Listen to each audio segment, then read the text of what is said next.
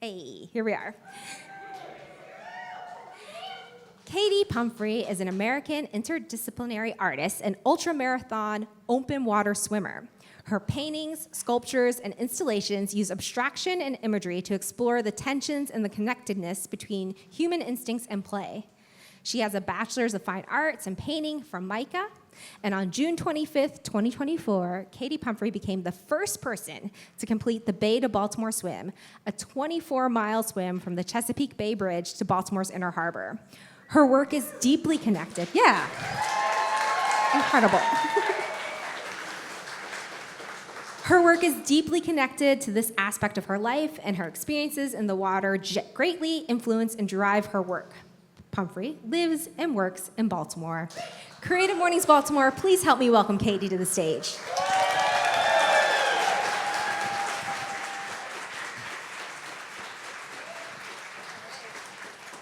Hello. I'm going to put this over here. All right. This is mine? Yes. Good morning, Baltimore. Let me get myself set up here. And first, before I start telling stories, we're going to take a photo together. So everyone look alive. Yay! All right, one more time. Do that again. Do that again.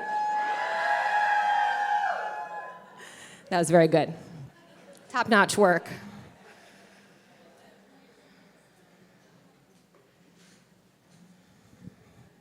All right, good morning. There's so many beautiful faces here, and a lot of familiar faces, and a lot of faces I recognize from the internet, and a lot of faces that I haven't seen before, but I'm excited to see. So thank you for being here. I'm Katie Pumphrey. Thank you for the introduction, Kira. That was wonderful. I am a visual artist and ultramarathon open water swimmer, and I'm a huge fan of our city, Baltimore. So thank you so much to Creative Mornings for having me. Thank you so much to Peabody Heights for having all of us. And thank you again to all of you for coming out here early. Who's a morning person? Raise your hand if you're a morning person. Very good. Now raise your hand if normally you are not, but today you made an exception. Yeah. Great. We're in it together. So big shout out to the amazing Baltimore-based photographer Sean Champion, who took that photo of me along with a few other beautiful shots. It was an honor to be photographed by Sean Champion. And a big shout out to Sean. She was the artist for Voyages at the aquarium. Did anyone go to Voyages? It was awesome. If you don't know about Voyages and you don't know what I'm talking about, it's at the National Aquarium. They were also a speaker. They're back there. Give a wave. The whole team. Voyages is an amazing program. I just wanted to give a shout out.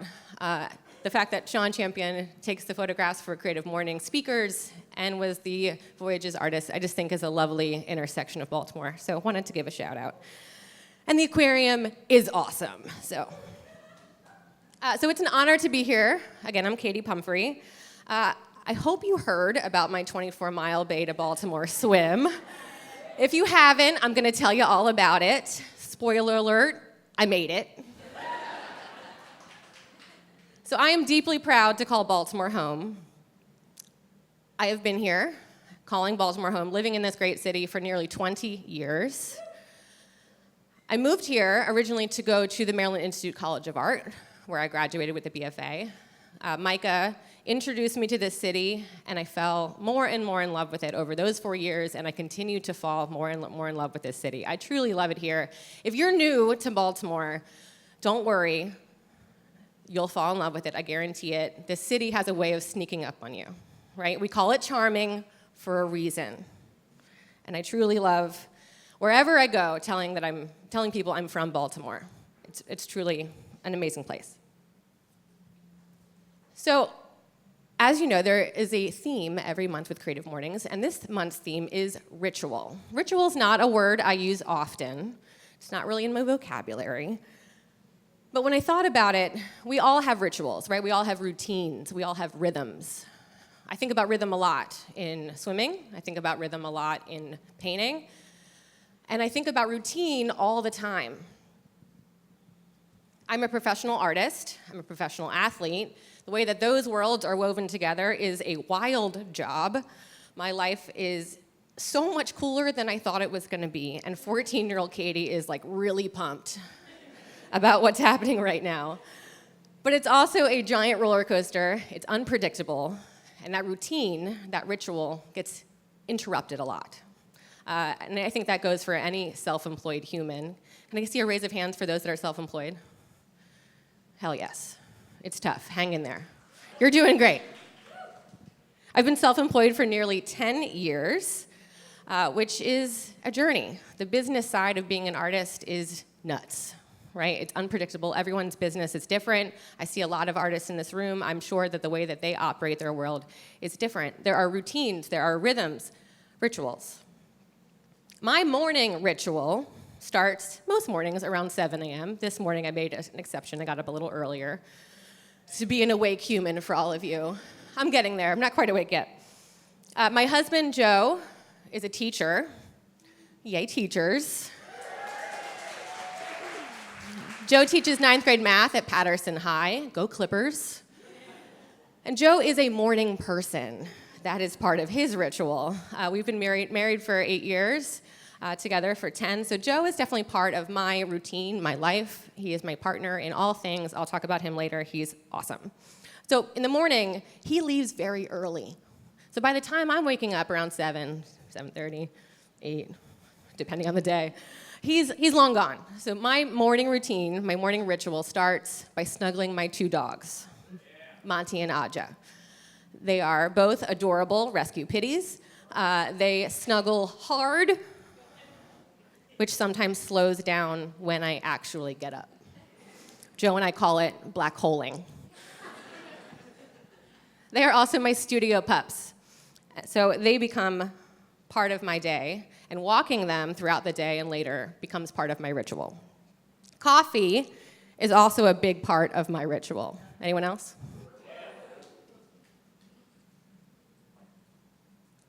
Coffee is delicious.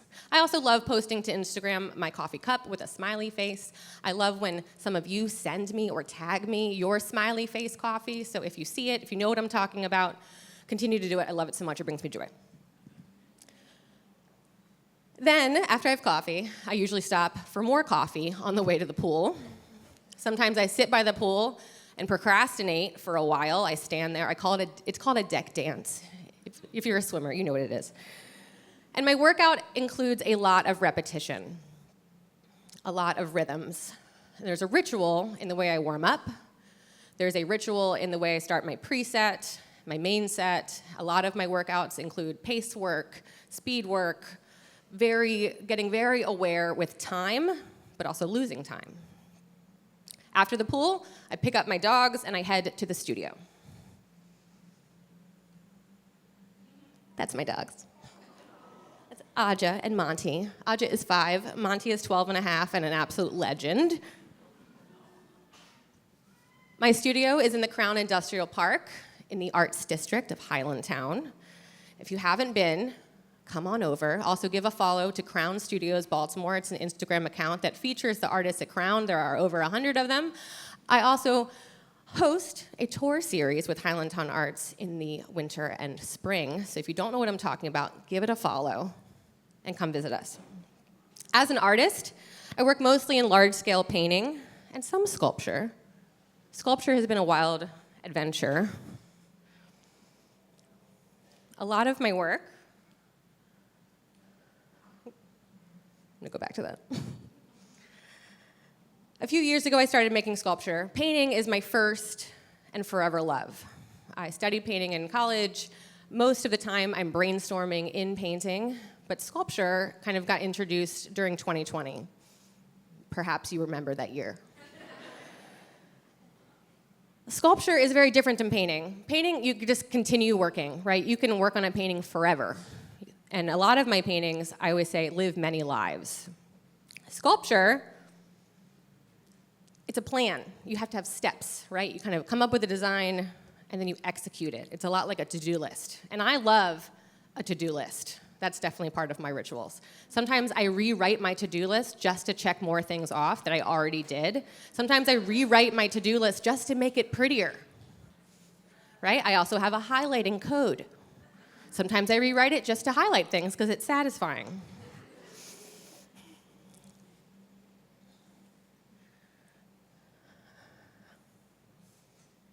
Ooh, whoops, a little low, sorry, my bad. This painting is called Sharks and Minnows. So my work is very connected to my experiences as a swimmer, very connected to my time in the water, in the pool, and in open water. And often I'm pulling directly from the images I see, but also the images I feel. Like ritual, my work explores repetition. It explores the way we process and deal with anxiety, our fear, our stress. I think a lot about how our imagination plays tricks on us, and I'm going to talk about that a lot with swimming at night. Our imagination has a way of playing tricks on us a lot when we are stressed, when we are nervous, when we care deeply about something. And truly, I think our imagination playing tricks on us, especially as an adult, is our anxiety yelling at us, right? Is our anxiety speaking up.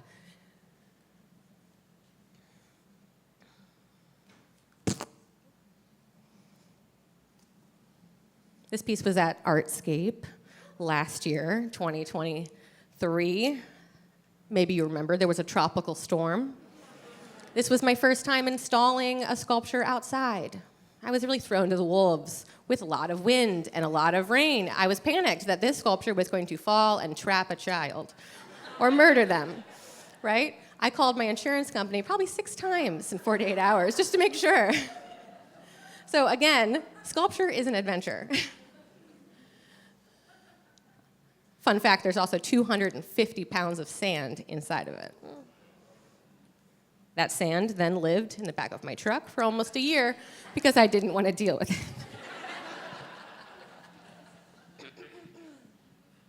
So a lot of my work is exploring that anxiety, exploring that tension, that stress, that repetitiveness, that cycle of us feeling those moments, feeling the ground get uneven, we're in chaos, and we're scrambling to get it back. I explore that with repetitive hands, the hands of a swimmer, the movements of waves over and over, the changing horizon lines. The way that we process stress is often with a little bit of humor, right? We joke about how long our to-do list is. We joke about how stressed we are, and that little bit of humor helps us get through. So a lot of my work has bright colors, fun titles. This piece is called Everything Plus the Kitchen Sink. And a lot of my work continues to explore that constant, right? That constant cycle, that repetition of stress and anxiety, because we all experience it. How we deal with it is perhaps a little different depending on what it is, and we all are striving to find a little bit of control.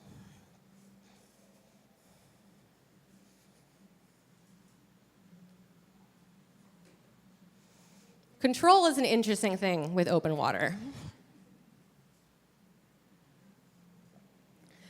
You prepare as much as you can. Often, I'm aiming to be as prepared as possible, beyond prepared, not overtrained, but prepared. And when I get in the water, the only thing I have to do is swim. Everything else is out of my control. The way that the wind moves, the way that the water moves, the tides changing, the temperature, all out of my control.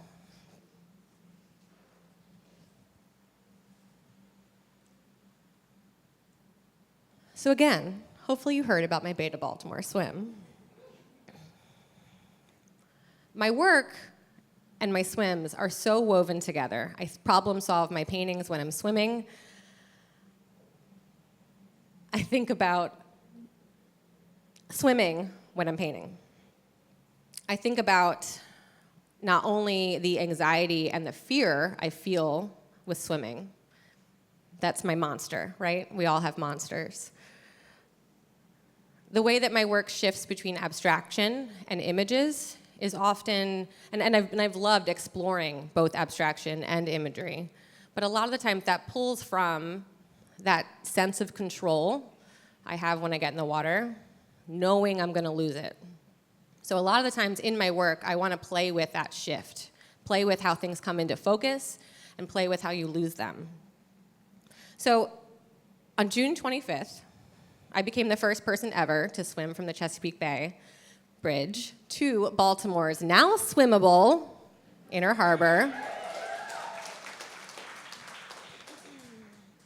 This swim has changed a lot of my world. I get to talk to you. That's a great thing. This swim has cracked open something in my brain and cracked open something I've been trying to get at with my work. And I'm still figuring out how to talk about all of it. I think over the last few years, I've gotten a little clearer on how they're woven together. I've gotten a little clearer on how they impact each other and how imagery, crisp imagery, and abstraction, how connected that is to swimming. Rendering and making an image is very satisfying, right? So is finishing a swim. Getting lost in it, getting lost in that abstraction, being in it, all of the weeks and months of training, I feel like is also that chaos, right? Planning the swim is the control. So this swim, which my start is down here, all the way to Baltimore, was months in the planning, years in the dreaming. I have thought about swimming in Baltimore's harbor for decades. I'm a lifelong Marylander, and I've been in Baltimore for nearly 20 years. And I started swimming when I was 5, so open water was kind of a new experience for me, and I've been an open water swimmer my entire adult life. My first open water swim was in 2010. I swam the 4.4-mile Chesapeake Bay swim from exactly where I started, but that swim goes to the other side. So you swim between the spans of the Bay Bridge, which is one of the things I love about open water. You get to experience and see wild things. And that swim made me feel very small, with bridge towering over, huge waves. It's definitely not a beginner swim. And I got out and said to my mom, that was the hardest thing I've ever done. I want to do it again. So that was 2010. So fast forward, I did that swim several more times. I also did a 7.5-mile swim in the Potomac River, the mouth of the Potomac into the bay. And that swim in 2011 was my first experience with a kayaker, having that team support, being able to tell someone my jokes. And it was my third Potomac swim, about halfway across that river in 2013, that I decided I want to swim the English Channel. I didn't tell anyone for a few weeks. And the first person I told was my husband, who at the time was just my very, very close friend. And he said, heck yeah, let's do it. So I trained for 2 years specifically towards my first English Channel swim that involved a lot of cold water training, a lot of extra burritos and ice cream to add a little weight. Having a little cushion in my sport is very helpful. And that swim, my first English Channel swim in 2015, 14 hours and 19 minutes, was the most terrifying, powerful experience I'd ever had.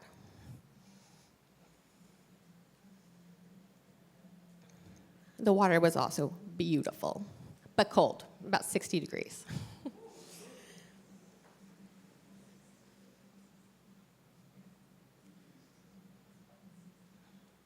And when I came back to Baltimore, I felt a little stuck in my work because that was the most powerful experience I'd ever had, and I wanted my work to be as powerful. So it took me a few years to figure out how to do that.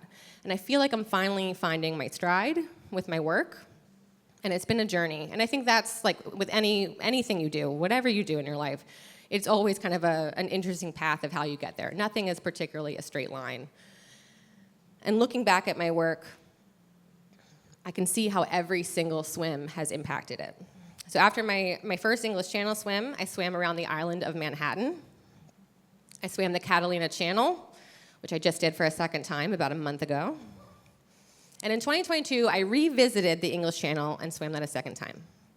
Revisiting that swim, taking out a little bit more of the fear and focusing on a little bit more of the fun.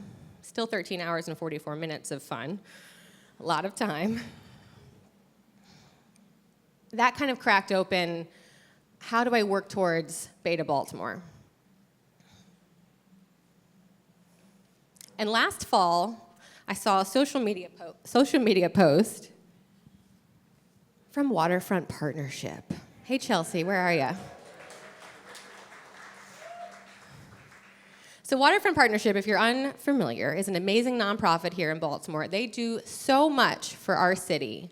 They care deeply about our harbor, and they have been working for decades, along with a lot of other organizations that care deeply, to make the harbor swimmable. Their Healthy Harbor initiative has changed our city, and I'm deeply thankful to all of the work they have done, and I'm so proud to partner with them for that swim. So last fall, they announced their Harbor Splash event, which was on June 23rd, just days before my swim, where over 100 Baltimoreans jumped in the water. And that swim, that splash, was amazing. To see the joy on people's faces was overwhelming. But when they announced it last fall, I think I emailed Waterfront Partnership, I think I emailed their team about 3 minutes after I saw it on social media. And I said, I want to do a swim. I want it to be big. And I want to partner with you. I want to spread this message, your message of a swimmable harbor and all the work that they have done, but I want to make it big. I have no idea how to do that. Let's meet for coffee. And we met for coffee, and we started talking about the swim. And originally, I thought it was going to be a little smaller. And the more that Joe, my husband, and I talked it out, and I really kind of got at what I was dreaming up, we felt it really had to be big. It had to be big enough to make a splash, but also if it was just, because originally we were talking from the Key Bridge in, which is about 6 miles. And so then I felt the headlines are like, ultra-marathon swimmer doesn't swim a marathon.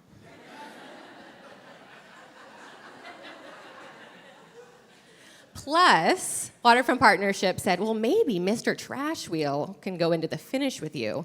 And I about peed my pants in excitement. And so then I felt like, okay, well, I really got to swim for more than like 20 minutes to get to him. And the more that Joe and I looked at the map and some tidal charts, we figured out, okay, the start needs to be a little back further. So I kept moving the start back and adding miles and miles. And then 24 miles from the Bay Bridge felt so perfect. It felt perfect that that was where my open water swimming experience started. It also felt perfect that that is where 600 swimmers every year do the Bay swim. So just 24 miles, which is, yes, a lot of swimming, but just 24 miles away is water that so many people are scared of. Yet here we are, 600 swimmers coming from all over the world to swim 4.4 miles. So I wanted the start and the entire course to feel intentional. I wanted it to be something that scared me a little, but excited me a lot.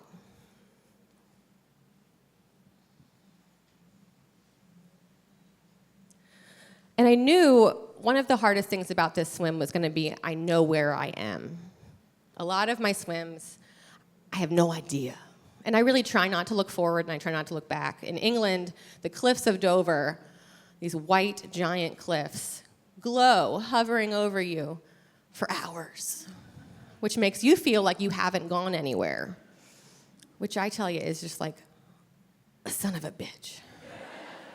And then France is like really small, and wherever you're going, no matter where you are, the finish is really small and far, far away until you're right on top of it.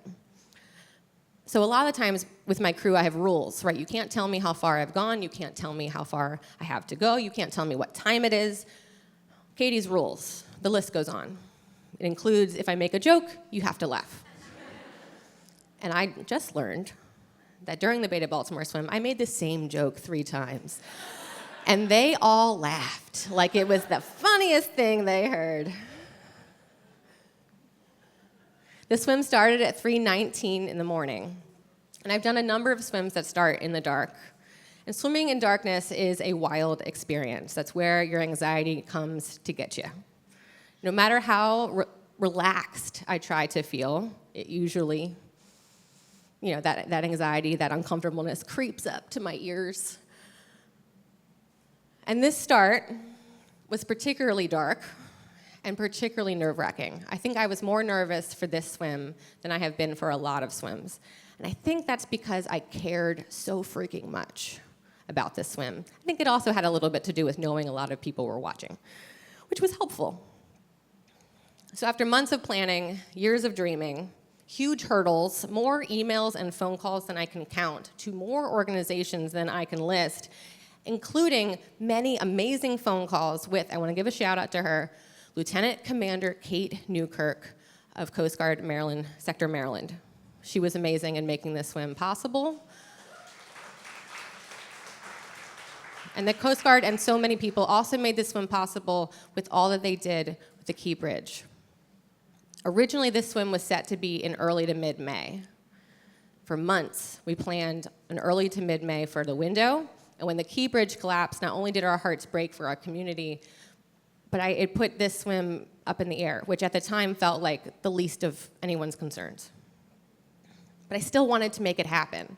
In talking with Waterfront Partnership about Harbor Splash and talking with them about this swim, it felt like we still need to tell everyone and celebrate the crap out of a swimmable harbor. I do not want to push this back any longer. It's here.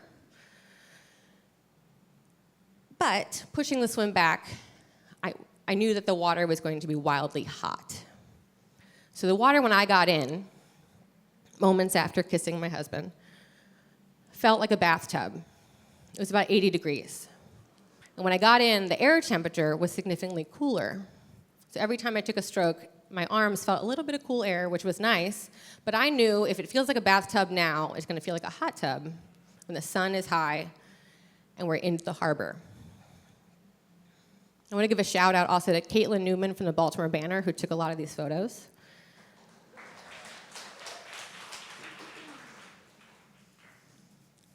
So the nighttime, usually it takes a little while to find that rhythm, right? That ritual in the swim.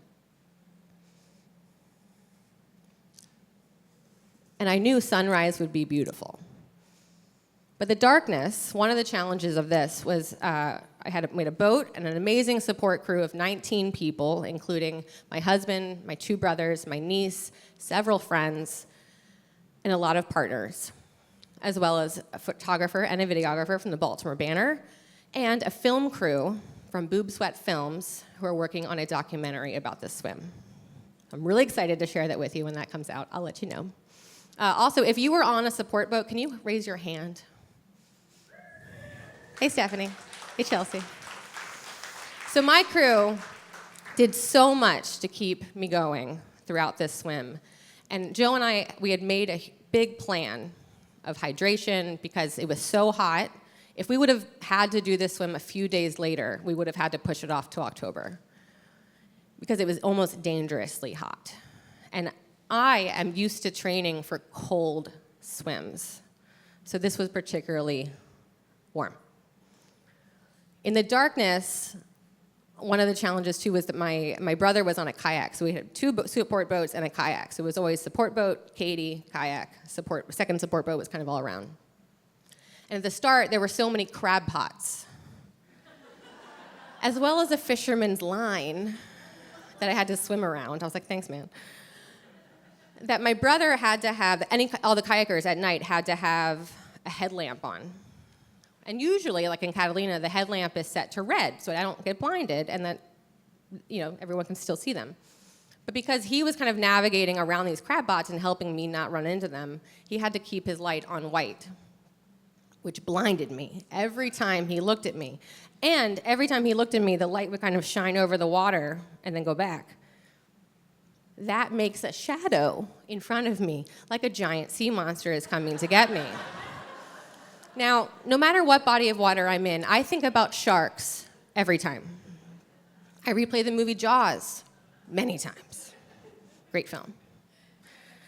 And I'm not actually worried about sharks, a little more so in the Pacific Ocean, but even so, they are while I think about them a lot, they don't think about me. And that's sad. But they're not particularly interested in us. So I find comfort in that. But when the light kept shining over the water and going back, I was like, it's not a shark. It's not a shark. It's fine. But also, it kept blinding me, and then I would get lost and go in that direction. And then Chris would be like, Katie, over here. And I was like, right, that way. So eventually, we kind of worked it out. We found a rhythm. And the sunrise was the most beautiful sunrise ever. We're out in the Chesapeake Bay. There was a beautiful lighthouse. Baltimore is just around the corner. And these colors started to come up. And I started brainstorming a painting I was working on. This painting sat in my studio for nearly a year, untouched. It's about 9 by 12 feet. Those are my dogs making it look extra cute. This painting sat untouched because I did 2 sessions to get to this point, and I liked it a lot. And when you like it a lot, sometimes it's really hard to knock those dominoes over and get beyond it, right? So I kind of put it off. And at sunrise, when this glow was starting on the water, and these colors started to come over the horizon line, the sun started to peek up just a little bit, this painting and how I might solve it started coming into my head. So I started shouting out to my niece, Naev, periwinkle, periwinkle purple.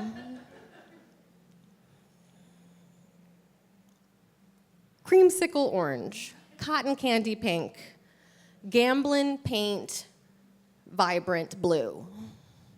And so she's writing all these down. Meanwhile, everyone else is like, is she okay? Joe's like, yeah, she's fine. She's brainstorming. And I started figuring out what this painting was going to be.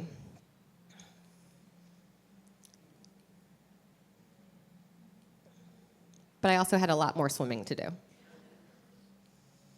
As Baltimore started coming into view, as we turned in the Patapsco River, we were flying. The tide was with us, but I knew that would not last. So when we planned the swim to be in early to mid-May, Joe and I had strategized the tide. The plan was that I would start around 3 a.m., because partly you're always aiming to not finish in the dark. To finish in the dark is like, it's just like a punch in the gut.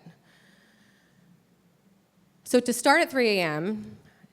in early to mid-May, the tide would have been against me for the first few hours. I would have been fighting when I was the strongest. Then I would have had a few hours of slack tide, right? So the Patapsco River is tidal. So it's going in and it's going out. So sometimes you think of just rivers flowing into the body that they're in, right? Tidal rivers are impacted by the moon. And the tide would have been against me, then slack tide where it's neutral, not a lot happening. And then I would have had a push into Baltimore, pushing the swim back and back and back to June 25th. It was the opposite. So if you're watching the tracker, thank you so much. I was flying into the Patapsco, into that turn, the first 12, 14 miles. I was moving, and I knew it because I knew exactly where I was. I knew all of those landmarks. I knew how much time had passed, and I knew how much there was to go. But I knew the tide was going to switch. So right after the Key Bridge, which swimming through that area was incredibly powerful. Whenever I swim under bridges, I always swim backstroke. And my plan was to swim backstroke through that area no matter where I was. I ended up swimming through one of the last remaining spans. I was swimming backstroke through, looking over, watching the sun disappear behind the span, and then pop out again. And in that stretch, to my left, was just open. And I knew it would hit me, all of the feelings, in all of the ways, and I was just absolutely sobbing. But I had to keep going. So I get through the bridge, I turn back over. I didn't say anything to my crew about it. They had no idea I was crying, is what I've learned since. But I had to turn back over and keep moving, because at that point, the tide was switching. So if you were watching the tracker, just after the Key Bridge, that dot slowed down a lot, because the tide was pushing out, and I was on a treadmill. So Baltimore kept getting closer and closer and closer, and then it didn't anymore. Fort McHenry was right there, and I kept popping my head up saying, like, I'm going somewhere, right? Right? Stephanie remembers me saying, no, but seriously, I'm like moving, right? But I had a lot of support. My crew was amazing. One of the most magical things about this swim was that everyone came out. There were people on boats, on sailboats, on kayaks, on paddleboards. There were kids with signs out at dawn on the shore. It was unbelievable. And my crew, that's my husband, one of my brothers, and these are my support clowns. My friend Christine and Stephanie, hey, were my support clowns. Now, I do find clowns to be absolutely terrifying. So when I popped my head up and saw this, I was like, oh, hey guys. And I knew, so the joke is, among all of the comments on Instagram and social media, when we shared and announced this swim, there was one guy, and thank you to this guy, that went in and said, come on guys, stop being so negative. Give her some support, clowns. But he forgot a comma. So my friends then took that, give her some support, clowns. And there they are. I have excellent friends. So swimming into Baltimore, swimming towards home, swimming with Mr. Trash Wheel himself was the most amazing experience I've ever had. Swimming into our city was truly the most magical experience I've ever had in my entire life. There were so many boats, so many people making the turn in towards the finish. I haven't even found the words yet. Thank you, everyone, for being there.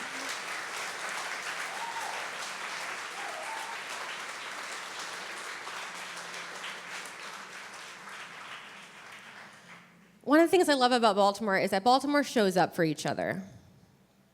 And you all really, really showed up. I was hoping there would be people at the finish, but wow, there were people. And it has been an overwhelming show of support and love since. I love this city, and I am feeling the love back. And I can't quite put into words how powerful and amazing that feels. The fact that I could connect with people through swimming is bigger than I could have ever dreamed. And touching that wall, I thought about it for hours leading up to it. I wasn't entirely anticipating the splinter I got in that touch. But it was just to look up and hear cheering and see familiar faces, see strangers that were cheering on a stranger was just the most Baltimore thing. It was just the most magical Baltimore thing that people came out, followed a swimmer's dot for hours. That's where I got the splinter, right there. And then I was handed a Peabody Heights Mr. Trash Wheel beer.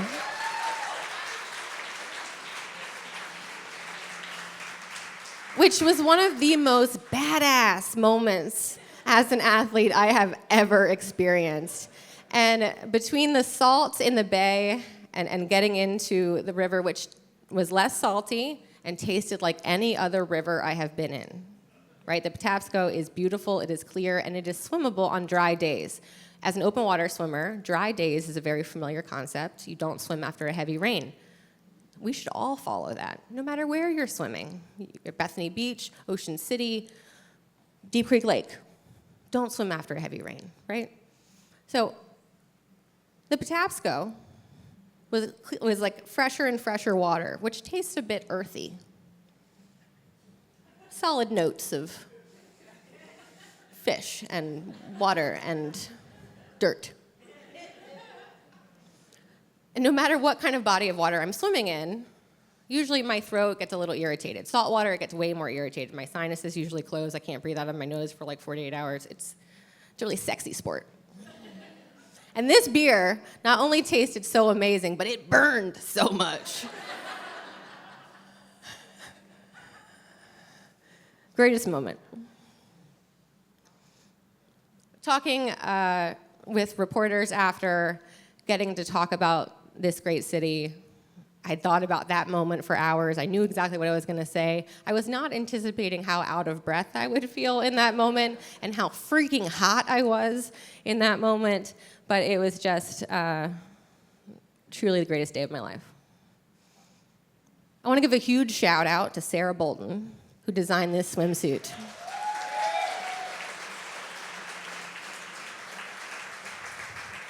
Also want to give a shout out to Old Eastern Ink Shop. Old Eastern Ink Shop printed the suit by hand, placing every icon. So Sarah Bolton, amazing Baltimore-based artist, her illustrations are freaking awesome. Get some stickers and prints before you go, and follow her on Instagram. I have known Sarah for over 10 years. I was her swim coach when she was a teenager. And it has been an honor to watch her career progress and her work evolve. And I was so freaking excited when she got on board to design this suit, and she nailed it. So get some prints and stickers, especially the Beta Baltimore prints. Real quick, I'm going to tell you about Watson and the shark. I know you're like, Katie, what the fuck are you talking about? And I know I've been talking for a while, and I want to hear your questions. But there's just so much to say about this swim, and there's so much to say about my work, and it's like I haven't figured out how to do that in a concise way yet, right? There's two huge worlds that are woven together, and I have a lot of words. Watson and the Shark is a painting by John Singleton Copley. It's from 1778. It hangs in the National Gallery in DC. I saw it as a teenager, and I was like, that is a weird, creepy painting. It's beautiful, it's powerful, but it's weird. My painting is based on Watson and the Shark by John Singleton Copley. Using images from my Beta Baltimore swim, those colors I shouted out to Nav, I use this composition as a bit of a call and response from Copley. Now, let me tell you this story real quick. Watson, Brooke Watson, true story, 14-year-old boy went swimming in Havana Harbor. And against all odds, because again, sharks are not interested in us, he was attacked by a shark. It bit his leg off below the knee. It grabbed him twice, and as it went to grab him a third time, sailors in the harbor came to his rescue. He lived. Right, this is in like the 1740s. In the 1770s, he meets John Singleton Copley, the artist. They become friends, and he commissions, Brooke Watson commissions Copley to do this painting, which I think is so badass. Right, Copley, he lives, he becomes the mayor of London City, he's in Parliament, and he commissions this painting. It's dramatic, it's romanticized, it's pulling from other artists. Copley used portraits from Renaissance painters to put together this composition. So I problem solved my images. I wanted to bring in my husband, my brothers, and my niece, and the colors of this swim. And I thought about it throughout the night and throughout the sunrise. And thinking about Watson the shark during the night was an interesting concept because I am Watson in this painting. And I was like, I really hope my story's different. This is me digitally problem solving. The wild thing about this painting was there was a lot of press after the swim, and there still has been. It's been a wild ride. And I told Tom Hall from WYPR that I was going to finish this painting for the Sondheim semifinalist show. I was really proud to be a semifinalist this year. Thank you. So I told Tom Hall on radio, which if you don't know of Tom Hall from WYPR, I'm a huge fan. So I was like, oh my God, it's so great to meet you. And I told him on air, I was like, oh, this painting is going to be finished and in the show. That's like 2.5 weeks away. And I just got the ability to raise my arms again. Katie, what have you done? I have a tendency to make deadlines a lot harder for myself. Classic. So after a year of this painting sitting there, I had about 2 weeks to finish it. And really it boiled down because I kind of like did that deck dance I do at the pool. I did that at the studio for about a week and a half, making little moves here and there. And then I was like, okay, you have to set a timer. There has to be a routine and a ritual and a rhythm to problem solving this. So I set a timer. I gave myself an hour to paint every figure. Those are my brothers. They're cool. And it came together. It was a wildly late couple nights, which was just days before my Catalina swim, which as an athlete was nuts. That's my niece, Nev. So the wildest part about this painting is that Copley, the artist, had never seen a shark. So he was describing his shark based on people's fears and anxieties. So the shark, in my painting, becomes a metaphor for our fears and our anxieties, that way that our imagination plays tricks on us. My shark is my monster. It's that anxiety, that fear. So Bay to Baltimore Swim has unlocked something in my brain and has unlocked something in my work. And it's been truly an honor to share it with you today. I'd love to hear some questions if you have them, but no matter what, give me a follow. I also feel like I'm learning how to talk about all of this, so thank you all for letting me learn and figure it out along the way today. Thank you so much.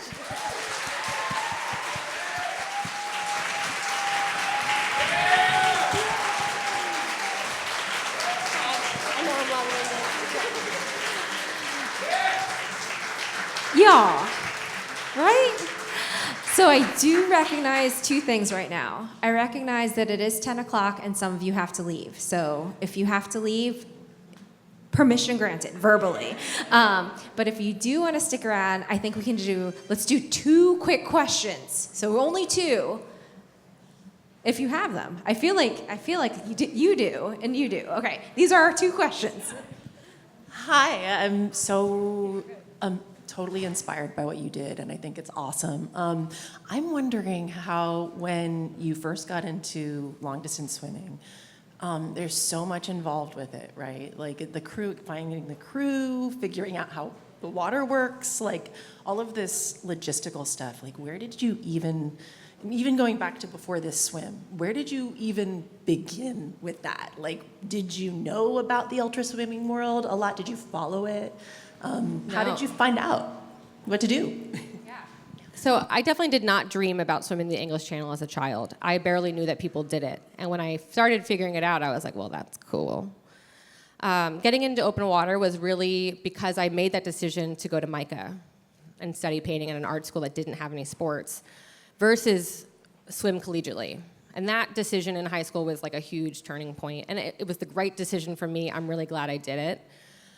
But I'm a goal-oriented person, so throughout MICA, I kept training by myself. I was teaching swim lessons, coaching, and teaching water aerobics, and lifeguarding at the Y on 33rd Street, yay Y of Central Maryland.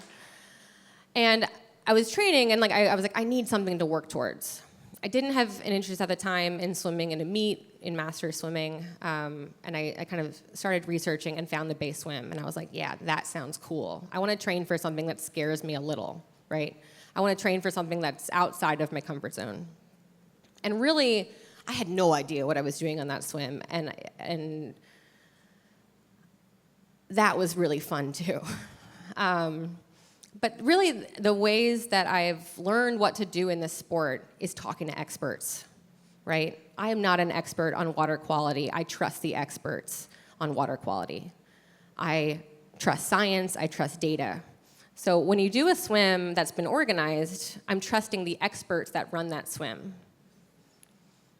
In planning your own swim, there's so many logistics, and even getting a boat is just, that was one of the biggest hurdles, because you're asking a boat captain to be available for a week, which at the time in the planning was a lot of charter boats, and taking a week out of their schedule was huge, right? And the thousands of dollars that could cost was huge in planning. This is definitely an expensive sport, which is part of my hesitation when I first got into marathon swimming.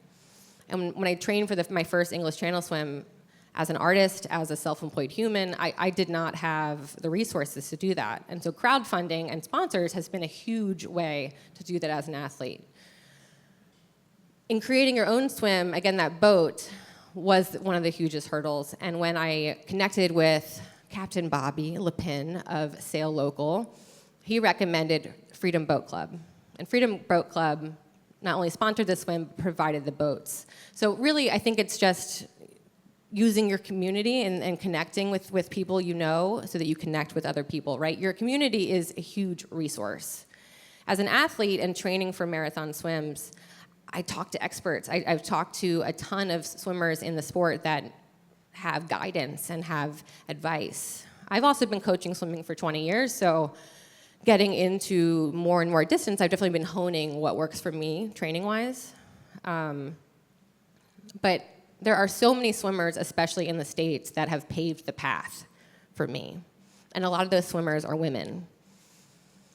Women, I think, are underestimated often, but in my sport, they are not. The first woman to swim in the English Channel was Gertrude Ederle. She did it in 1926. She did not have a lot of support, and she said, "Screw you, I'm doing it." And the Disney movie that just came out about her, I highly recommend. It's called The Young Woman in the Sea. It's a beautiful watch. But there are so many other women, Lynn Cox, Marsha Cleveland, I can't even name them all, but there's so many, including Sarah Thomas, who is the only human to have swam the English Channel 4 times in a row without stopping. She lives in Colorado. She's very kind. And I've never met her in real life, but I think, like we all experience, social media has its flaws, but it also has its strength to connect people. And so people like Sarah, I talk to all the time. When I first started training for the English Channel, Lynn Cox, who has done a number of huge swims and paved the path for so many athletes, she called me and said, "Hey, Katie, do you have any questions about the English Channel?" She's such a nice woman. When I answered the phone, I was like, "Excuse me, what?" Hi. But that's also one of the things I love about my sport. It's so welcoming. It's so including. It's just a lovely place. Swimming has a lot of strides to make on being more diverse, and I hope that more people get into swimming. And that's part of my goal in more swims in Baltimore. Open water swimming is coming our way. Last question. Hi. Woo! Hi. Hi, good morning. My heart is so full just like listening to your story. I see so many parallels. I run with your journey in mind, just like facing fear and anxiety in the face. One of the things that you spoke about this morning that really has resonated, just that difference between being prepared and training and overtraining. Could you just talk a little bit more about that and what that means for you? Yeah, I mean, so overtraining is a recipe for injury. And over the years, I've definitely kind of figured out what works for me. And I think as an endurance athlete, that's one of the biggest hurdles to face. And I know there are a lot of endurance athletes in this room. But that everyone is different. Every body is different. And the more that you get info, I think the more you can kind of figure out what works for you. I also work with Mary Miller at True Sports Physical Therapy. I highly recommend them. True Sports, like, they work with you as an adult, knowing that all of life impacts how you train. All right, so a big thing when I train is that I know when I plan my year, when I make my training plan, there are certain weeks that are there are big swim days, right? I call it like the big weeks. And for this swim, I was working up towards 60,000 yards in the pool in a week. So a lot of the times with marathon swimming, you're aiming to do that distance in a week, but I like to do a little bit more. Distance is also a tricky thing in open water. It really comes down to time. And my goal in being prepared for these swims is that I can keep turning my arms over no matter how much time it ends up being. Because I can't control what the wind is going to do, what the tide is going to do. I was hoping this swim was going to be 12 hours. I kept saying the range was 12 to 14, and I finished in 13 hours, 54 minutes. Still within the window of prediction, but it would have been a little better to be on the shorter end of things because this swim was hard. And training for this swim was so hard because mentally there's also that hurdle of dealing with those big training weeks, dealing with how that impacts your life and sleep. But also when you're stressed, that makes it harder. And I think it's also, there's a big thing with training and being prepared, knowing that the after, when you reach a big goal, I think any goal, even beyond being an athlete, any big goal, there's a crash after, right? There's a mental health struggle that comes in the after. And I know it's coming, and that's part of being prepared.